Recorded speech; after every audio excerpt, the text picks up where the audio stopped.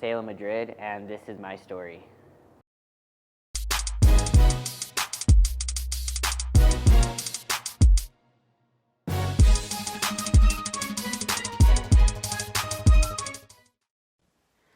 Hey guys, what's up? So today is shot day again. So I'm just gonna have you guys chilling up there while I go through my routine. Kind of do like a play-by-play on what I'm doing again, and then that will be it. All right. So again, I like to just lay like a napkin down to lay all my stuff on. I always like to make sure I wash my hands before I take my shot as well. It's really important that you guys are like sanitary.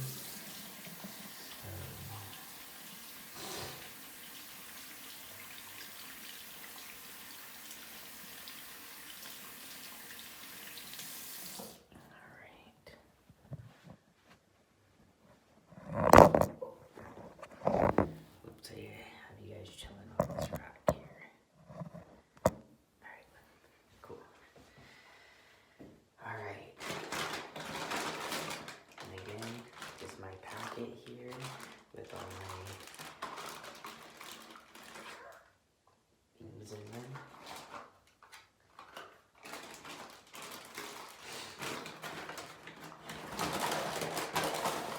I have my injection needle.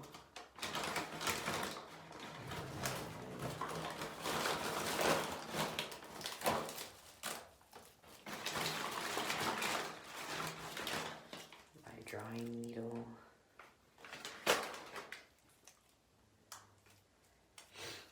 And I'll show you guys like the difference between like the thickness and stuff. Like, I don't know if you guys can see how thick that one is compared to this one. But I know for sure if my injection needle was this thick, I don't know if I could be able to do it. Yeah, I don't know. Nope. Alright, so, and then my alcohol swabs. So I just bought like 4 of these, just to make sure I have some all the time. Like, I'm going to be doing this for the rest of my life, so I just wanted to make sure that I have plenty to last me a while. And I usually get 2 of them out for each shot, to clear off this, and then to clear off where I'm going to inject. So, alright.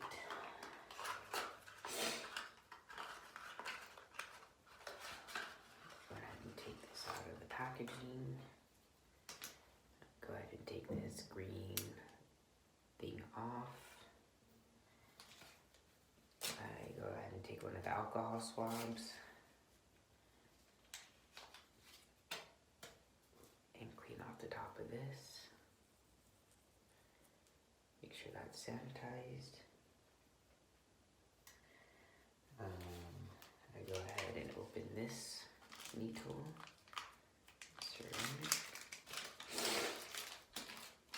And then I take this one off, the one that I inject with. And then I open this one. And put that one on. Maybe you can see now better how thick this one is. Yeah, no way. And then I go ahead and kind of stick this one in here.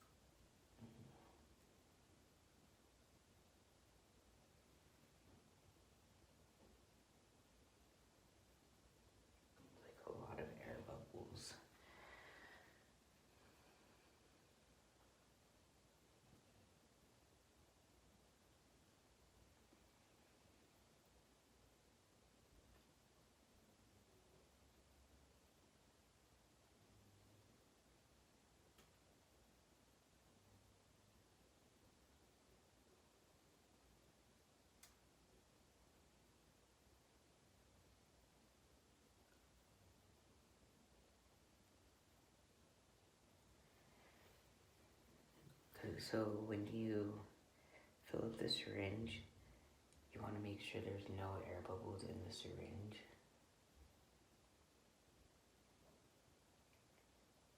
For when you inject it.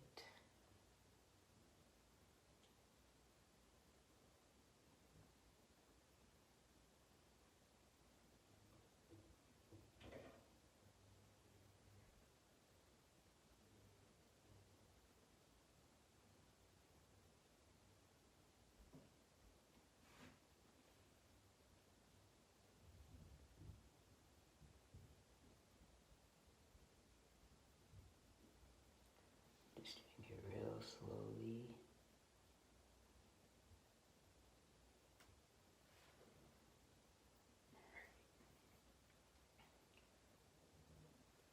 Wow. See, so like there's no air bubbles in there.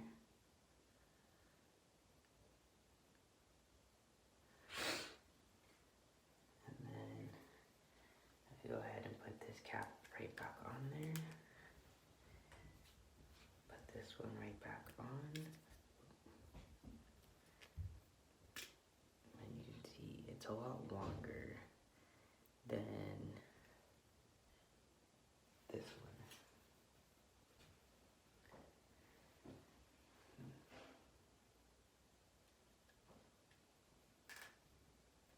Let's also, let's see here. So this is a 22 gauge and 1/2.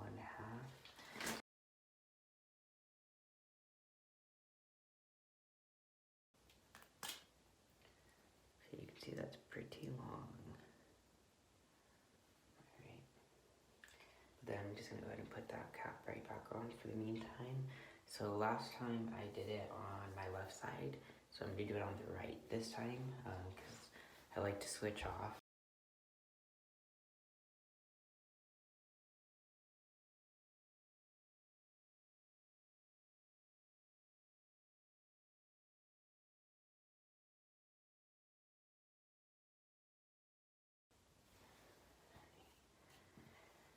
See, all gone.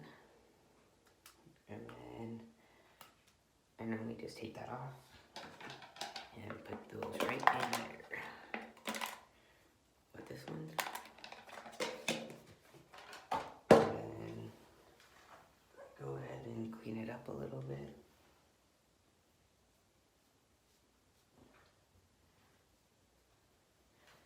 There's never really a lot of blood, just like a little bit, but some people like to put band-aids over like where they injected in at.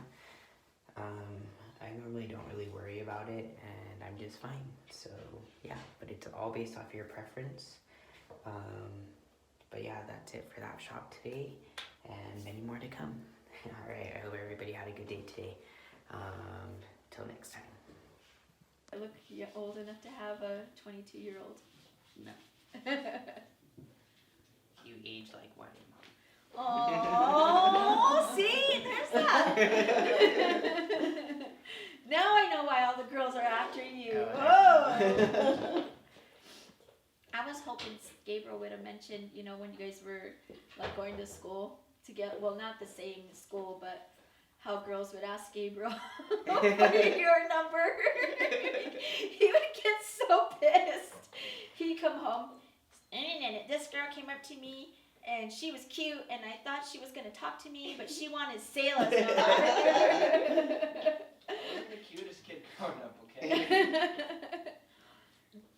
Have you thought about, like, your name, what you're going to do? I'm keeping it. You're going to keep Selah? And so when people ask you, well, why do you have a girl name? It's not a girl name. It's also a boy's name. Is it? Mm-hmm. Oh. I guess being... And if it's fact. not a boy name, I'm gonna make it one. So There you go, There you Selah. I I guess mean- maybe because as Selah, like, because your whole life you've been, you know, Selah girl. That's probably why, you know? Yeah. Could always go to salsa. Hell no. I'm just feeling really overwhelmed with like how much support and love that they provide me. It's, how do I say this? Like, I know there's a lot of people out there who are probably thinking like this isn't hard for him because like he has so much support, you know, and it's like that's not entirely true. There's a lot of things that I like have like obstacles that I have to overcome outside of the support, you know, and that's why I'm here to like help you guys get over those. But aside from that, yeah, just the support and the love and all the nice things that they have to say is really just it just touches my heart. I think at the end of the day, if you're going through a situation like this, you know, where you have a sibling or a son or a daughter going through this change, this transgender change, and you're just not absolutely sure how to handle it, maybe sit down and talk to them. You know, Selah's always kind of been an open person when it's come to her siblings. You know, she's never really kept anything back when they've asked. I think we just got lucky as a family that my other kids have just been so understanding, and it's never really crossed their mind that, ooh, what's wrong with her, or why is she doing this, or who did she think she is, or ew, that's gross. I don't know if it's the way I raised them, or you know what their godparents have, you know, put, you know, instilled in their minds, or how they raised them. You know, my godfather was always been a direct, open type of person, and that might have helped. You know, he's always been the type of person that's, you know, have respect for anybody, you know, every human being out there. So maybe that's helped. But we as a family, I think, have been really blessed where it's not been an issue or a concern.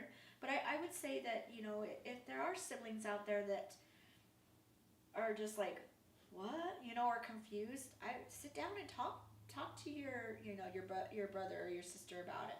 Ask them questions.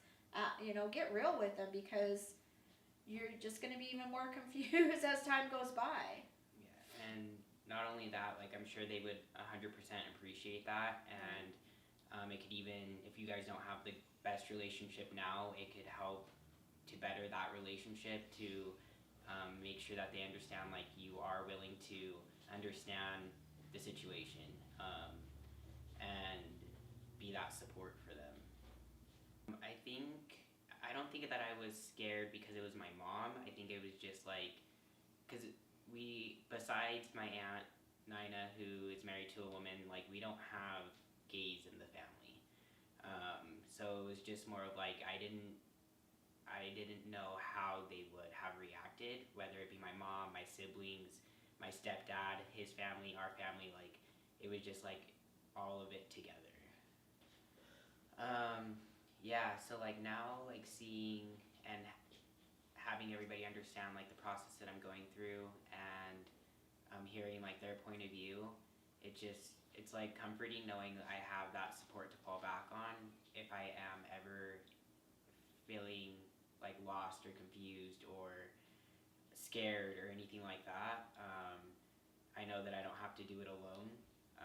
I think it was more so I was feeling that way because I wasn't open about my feelings. I didn't really give like my family the chance to be there for me. So now seeing like the love and support I do have, like for my mom especially, and my siblings and my stepdad, like it just makes it all that much more easier. Okay. I just appreciate you, and I love you, and I know like no matter what, you'll be here for me, and I know like I'm just excited for you to be there for me, like when I have surgery, and like just knowing like I won't have to do it alone, whether like I'm in a relationship or not. Like I don't need that, like I have you. Oh, honey. I mean, I know through your life, there's been, I've not always been there. When you stayed with your Tia Pita for those few years, we were kind of apart. And I know there's other people in Selah's life that have had to fill in for me in my shoes because either, busy with the other kids or working. Selah's got me. She's got Ruth, her Aunt Ruth. She's got her Tia Pita. She's got her grandparents. I mean, all these people. It takes a village to raise a child, and Selah's got all these people in her life that just love and support her. But I can't fully take, you know, I can't fully say it was all me. I did it all, because that would just be an outright lie. It's not true, you know. So I would hope that all these people that I just mentioned, you know, I mean, I will be there for her and her journey, and be right there with me, you know, through all the changes that she's going to be making in her surgeries. They were there for her when she was younger, and you know, I would just, you know, I would hope that they're there for you through this journey, because I definitely will be. If I could say one thing as well, it's like, I know everybody makes mistakes in their lives, but like the biggest, like the greatest thing my mom has done is shown that she loves us no matter what at the end of the day, and has also put like these great role models in our lives as well to step into the place of her when she couldn't do it. Like being a single mom, it's not easy. And growing up, like, yeah, it was like confusing, like like it's hard to understand the shoes that she, like where she was basically, like growing up, and like trying to understand where she's coming from. But now growing up and like looking back on the past, it's like she did the best she could. I mean, I know that this isn't going to be the most easiest road for Selah. It's not, you know, we're talking about her completely changing what her identity used to be, to, you know, from going from a girl from going from female to male. I mean, it's going to be a long, tough road, you know, surgeries, on top of, you know, I don't know if it's going to be more hormones, or, you know, removing parts of your body that she's had for the last 20 plus years. So I know that, all I know is that she's going to need support no matter what. I don't think anybody could do this alone. I honestly do. And I'm sure there's tons of people that who are going to be watching this and say, well, I did it all by myself. My heart goes out to you. You know, because I wouldn't want Selah going through any of this by herself at all. You know, when Selah started, actually the hormones, I remember, you know, how up and down she was, and I couldn't even imagine, you know, her feelings and emotions and everything she was going through, you know, the ups and the downs, and being alone, just going through that. So the fact of when she goes in and gets her breasts removed, that's going to be a very big change, not mentally, physically, emotionally. So I just want her to know that, you know, she knows she's not alone. You know, we'll be there for her no matter what. And I mean, I'm excited because I know this is something she wants, and this is something that she's excited for. So I'm excited to see how things turn out, you know, and where your life goes. And but I think the family support, the you know, whatever, family, friends, I think that's a big deal, and I think that's the major component of what's going to get you through all of this, right? Yeah. And so at the end of the day, Selah knows that we're here for her no matter what. Me, her sisters, brothers, you know, Spencer, you know, like I said, Ruth, Grandma, Grandpa, Nina, my mom, my sister, we're, you know, all her cousins, we're here for her, and that will never change, ever, Selah, never.